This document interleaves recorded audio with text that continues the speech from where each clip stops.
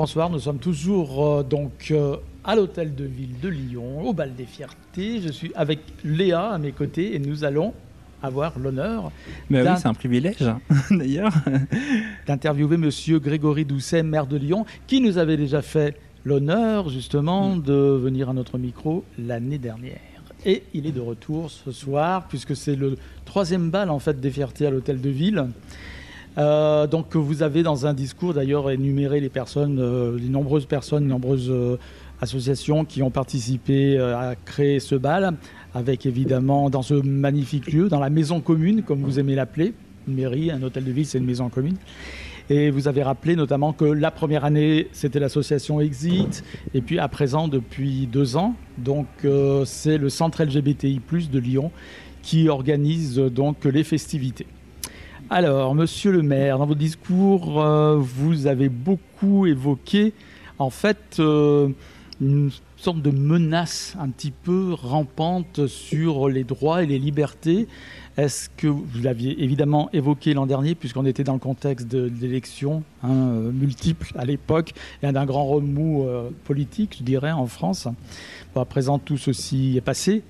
Enfin, vous allez travailler sur les prochaines échéance électorale, évidemment. Et donc, vous avez évoqué cette menace.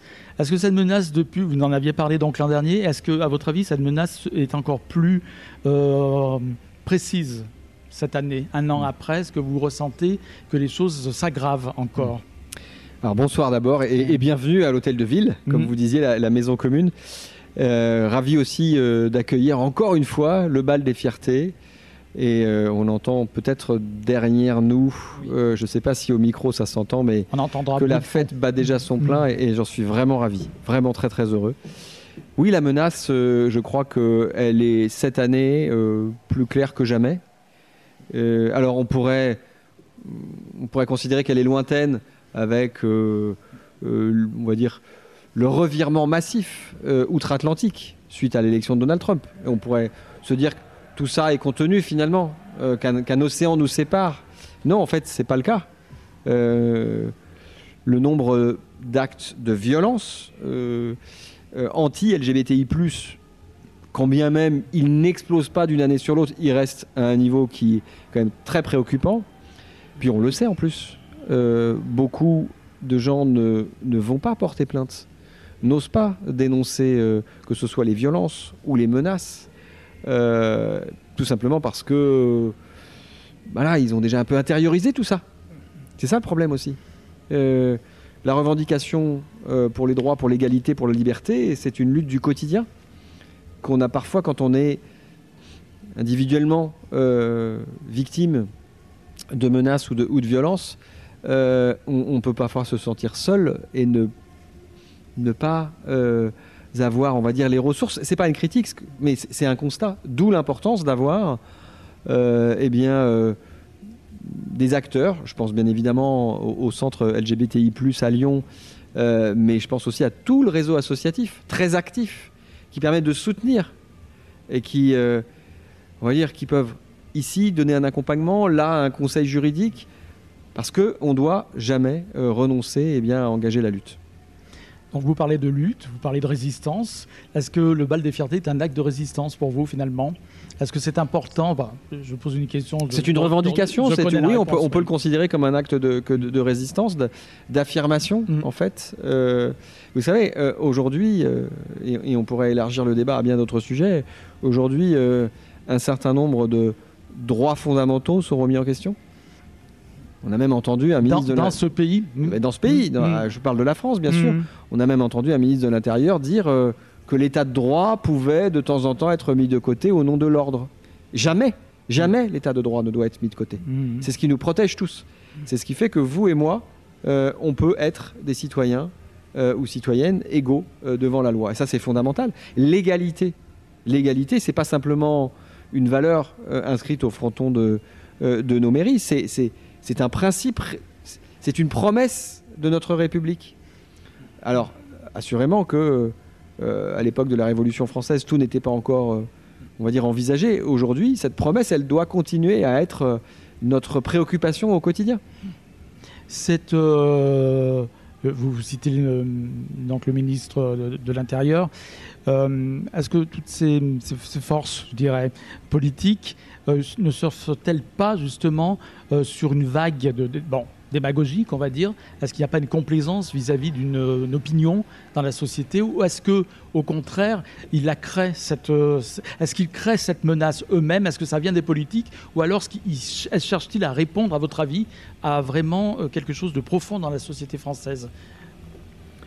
Je vais prendre, si vous me le permettez, l'exemple du racisme. On est dans un pays qui, historiquement, est sur une tendance au rejet du racisme. Parce que la société, elle progresse et c'est heureux. Pour autant, quand on allume certaines chaînes de télé ou de radio, ou quand on lit certains journaux, on a plutôt l'impression que le racisme progresse dans notre pays. Comme s'il était le reflet d'une opinion générale. Non.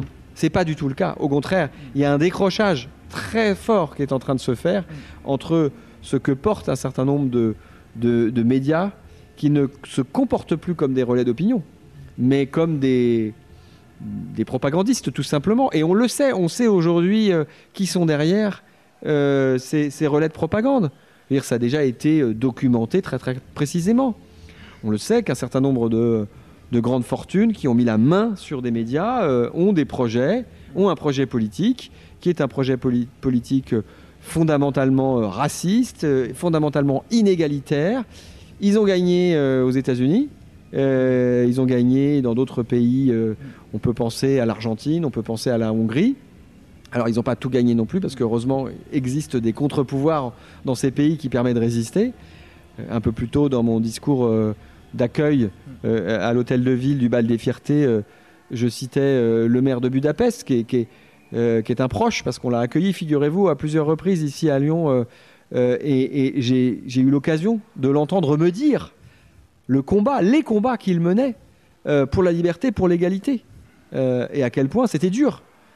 On lui a coupé les vivres pour essayer de mettre la pression la plus forte sur lui et sur la ville de Budapest. Bon, bah, oui, ils ont gagné à certains endroits, temporairement. Il faut pas lâcher, en fait. Moi, je voulais rebondir un peu sur la question transidentitaire en France et un peu dans le monde. Aujourd'hui, on voit que depuis que Trump est au pouvoir, il y a une recrudescence de la transphobie en France et dans le monde. Perso, je me sens, moi, dans le média que j'anime ici sur Lyon, moi, mon but, c'est de faire évoluer les choses dans le bon sens et d'être pédagogue avec les personnes qui n'y connaissent pas au sujet trans. Alors, où est-ce que je voulais en venir? Il y a beaucoup de choses qui me traversent la tête. Est-ce que on a une réelle menace en France de voir le parti d'extrême droite, au pouvoir? Et la question trans va être instrumentalisée dans les prochains mois. J'en fais le pari devant vous parce que à l'approche d'échéances électorales, et notamment d'échéances électorales nationales, je pense pas aux prochaines municipales, mais plutôt aux élections présidentielles de 2027, ça fait partie des sujets que certains auront à cœur de brandir comme une soi-disant menace sur notre société. Mais qu'on n'a rien fait et on est des êtres humains comme vous et moi, en fait. Et bien sûr, le combat pour la liberté et l'égalité, il ne doit jamais être abandonné. C'est ce que je disais un peu plus tôt, et vous avez raison de le mener. Et il faut qu'on le mène ensemble. Et considérez-moi comme un allié. Oui, non, mais tout à fait, c'est le cas. Donc voilà. Voilà, mais moi j'ai un peu peur, un peu pour les droits des personnes trans en France, quand on a vu que depuis l'élection de Donald Trump, ça a aussi influé sur la Hongrie et sur d'autres pays qui étaient menacés, notamment du côté de la Roumanie, il me semble. Comment peut-on lutter contre ce fléau de l'extrême droite aujourd'hui ? De multiples façons. Et vous m'interrogiez un petit peu plus tôt sur le sens finalement de ce bal des fiertés. Alors, rappelez quand même que c'est un moment de fête. Et c'est heureux de se dire que la lutte peut être festive. Mais c'est en multipliant les engagements, les actes très concrets qui nous permettent d'affirmer ce que non seulement nous sommes, mais nous voulons être. Et nous voulons être un pays de liberté, d'égalité. Je n'oublie pas non plus la fraternité qui est indispensable pour que tout ça tienne bien debout. L'égalité, elle commence par la reconnaissance de tous les droits. Voilà. Déjà, moi j'ai envie de dire même liberté, égalité, fraternité, humanité. Parce que ça c'est quelque chose que j'ai l'impression que en France et ailleurs on peut oublier. Et voilà. Bien sûr, non mais sans vouloir rentrer dans un long débat philosophique ou sémantique, c'est vrai que nos pères fondateurs, ceux qui ont pensé, ceux qui ont animé la Révolution française en 1789 et dans les années qui suivirent, ont établi ces trois principes de liberté, d'égalité. Oui. À l'époque de fraternité, aujourd'hui on parlerait aussi de sororité, on pourrait parler effectivement d'humanité. Le mot, on sent bien qu'il a besoin un petit peu d'évoluer, mais l'intention reste la même, le principe reste le même. C'est bien, oui, un principe en fait dans lequel on doit tendre. Et si on entend les discours politiques auxquels vous faites allusion, il est certain que tout le monde ne va pas dans ce sens-là, en tout cas. Bien sûr. La devise républicaine est quelque chose qui, pour vous, domine, en fait. La devise républicaine est un socle sur lequel nous pouvons tellement construire. Voilà. J'ai envie de vous dire que c'est la beauté de cette devise, c'est que elle nous permet finalement, elle dit tout quelque part, elle nous permet de construire des sociétés où chacun a sa place. Enfin, une société, on parle de la République française, une société où chacun a sa place sans avoir le sentiment, sans devoir avoir le sentiment d'être rejeté ou discriminé, pour que finalement le plein potentiel puisse être permis à tous et à toutes. Quand on vous parle de fracture dans la société, parce que c'est un mot qu'on entend depuis des années, qu'est-ce que vous en pensez de ce mot, justement ? La société française est-elle fracturée, à votre avis ? C'est ainsi qu'on souhaite la présenter, c'est ainsi que beaucoup veulent la présenter. La fracturation, c'est le meilleur moyen d'agiter des peurs, en tout cas même d'en créer des peurs. La société française est-elle fracturée ? Je serais aussi quelque part dans le déni de ne pas dire qu'il n'y a pas des clivages au sein de notre société. Bien sûr qu'il y a des clivages. Mais comment parvenons-nous à les résoudre, ces clivages ou ces tensions ? Aujourd'hui, on jette plus de l'huile sur le feu qu'on ne cherche à créer des espaces de débat pour recréer du commun. Moi, je considère que ma fonction, mon rôle, ma responsabilité en tant que maire, c'est d'abord de créer du commun. Et encore une fois, les principes républicains sont un socle essentiel pour moi. Je vais prendre un autre exemple qui relève, j'allais dire, aussi un peu du champ du racisme, mais quand vous avez des responsables politiques qui vont systématiquement pointer du doigt une communauté, la communauté musulmane en particulier, à chaque prise de parole quasiment. Mais comment derrière croire qu'on est prêt à faire société ensemble ? C'est pas possible.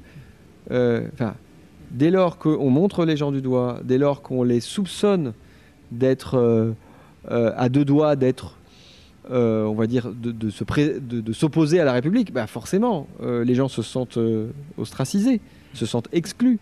Et en disant cela, je ne veux pas minimiser le fait qu'il puisse exister un risque de terrorisme islamiste ici et là, bien sûr. Mais franchement, est-ce qu'on doit enfermer nos compatriotes musulmans dans une catégorie de terroristes ? Mais non, mais bien sûr que non. Au contraire. Je prends cet exemple parce qu'il est brûlant. On en parle en ce moment même, pour le coup. Et on cherche à cliver, on cherche à faire peur, on cherche à convoquer une soi-disant identité qui serait quoi ? Qui serait inscrite dans le marbre et qui n'aurait pas bougé depuis des millénaires. Mais ça n'a pas de sens. Nous sommes une société qui se construit décennie après décennie, siècle après siècle. Et heureusement, nous avons fait le choix d'être une république depuis, j'allais dire, pas loin de 200 ans. Enfin, ça a été un peu plus compliqué que ça, puisque pour que la République s'installe vraiment définitivement, il a fallu attendre plus de temps. Mais Et donc avec, encore une fois, ce socle liberté, égalité, fraternité qui doit être ce qui nous anime au quotidien. Oui. Dans cette optique-là, on peut penser, mais bon, je sais que vous allez être d'accord avec moi, que opposer aussi les communautés est une tactique politique, justement. Je pense par exemple au RN, qui, pour ne citer que, mais qui disent par exemple, mais vous, LGBT, si vous vivez dans un quartier musulman, vous allez être lapidé, on va vous casser la gueule. Enfin, j'exagère un peu, mais c'est un peu ça. Soudain, le RN s'est mis, un peu comme il s'est mis à défendre un parti, bon, dont on connaît les origines, qui maintenant se veut l'apôtre de l'antisémitisme, aussi, se veut aussi un petit peu du côté des LGBT en disant, mais... Donc, vous voyez, vous êtes en danger, les musulmans vous mettent en danger, on va le dire, hein, comme ça, clairement, c'est ce qu'ils disent, en fait. Dans les quartiers, vous ne pouvez pas vivre normalement. Bon. C'est aussi une façon de cliver la société, c'est d'opposer les différentes parties de la société. Oui, diviser a toujours été une technique. Enfin, je ne vous apprends rien. Oui, bien sûr. Opposer les luttes pour laisser penser qu'il y aurait finalement incompatibilité, qu'il n'y aurait qu'une seule voie. Non, je pense qu'au contraire, il ne faut pas se laisser berner. C'est bien de le rappeler, justement. Nous, on est dans ce sens-là, en tout cas. Oui, il y a quelque chose qui me choque là, mais plus pour la partie gouvernementale en ce moment. Ils s'occupent de sujets un peu, on va dire. Alors, pour moi, il y a des sujets qui ne sont pas traités comme l'environnement, comme donc la pollution et puis d'autres axes. Et il y a un truc que j'ai jamais compris, pourquoi est-ce qu'ils vont traiter certains sujets qui peuvent justement diviser et pas s'occuper d'autres sujets plus importants quand même. Ouais, c'est une phrase que je viens juste de faire. Pardonnez-moi, c'est un peu improvisé là, mais... Non, mais j'entends ce que vous dites et oui, on peut se poser la question du pourquoi finalement ne pas s'occuper des sujets qui permettraient de faire du commun, d'agir dans le sens de l'intérêt général ou du bien commun. Je crois qu'il ne faut pas se laisser berner. Certains ont des agendas très clairement établis. De réorganiser nos sociétés, j'allais dire modernes, d'une façon totalement différente. Que ce soit outre-Atlantique ou même ici en Europe ou même ailleurs dans le monde, j'ai envie de dire. On voit arriver des projets politiques qui sont clairement inégalitaires, clairement discriminatoires, qui classent les gens en différentes catégories. Alors si vous êtes dans les catégories les plus basses, tant pis pour vous. Si vous avez la chance de faire partie d'une forme d'élite, tant mieux pour vous. Encore une fois, c'est pas le projet de notre République française. Et il faut savoir le reconnaître et savoir le combattre. En tout cas, merci, Monsieur le maire, d'être venu à notre micro de Radio Pluriel, de l'émission Pluriel Gay et de l'émission Transculture. Donc vous avez le petit sticker ici, si vous voulez vous servir. Voilà, petite publicité au passage. Voilà. Une toute dernière question pour terminer donc, notre entrevue. Y aura-t-il un 4e bal des fiertés à l'Hôtel de Ville l'année prochaine? Nous avons inscrit ce bal des fiertés dans notre plan de lutte contre le LGBTI+, phobie. Signé en préfecture, avec la préfecture, donc tout ça est très formel. Et donc, oui, c'est inscrit, j'ai presque envie de vous dire, c'est inscrit dans le marbre. Voilà. Maintenant, entre-temps, il y aura une autre élection municipale qui aura lieu. Donc voilà, je ne peux pas, moi, m'engager à l'heure qu'il est pour ce qui se passera au mois de mai ou juin 2026. Mais vous aurez compris quel était mon souhait et mon espoir. Oui. Merci beaucoup, monsieur le maire. Merci à vous. Grégory Doucet, d'avoir accepté notre invitation. Et bon bal, je ne sais pas si vous l'avez resté toute la soirée. C'est à moi de vous souhaiter bon bal, parce que vous êtes là dans un des salons de l'Hôtel de Ville, mais avec la musique là qu'on entend derrière nous. On essaiera d'en profiter un petit peu. Ça doit vous en donner envie d'en profiter quand même. Oui, carrément. On trouvera le moyen quand même, je pense, d'y aller un petit peu, faire des breaks pour y aller. Mais merci à vous et très belle soirée. Merci. Merci vous aussi.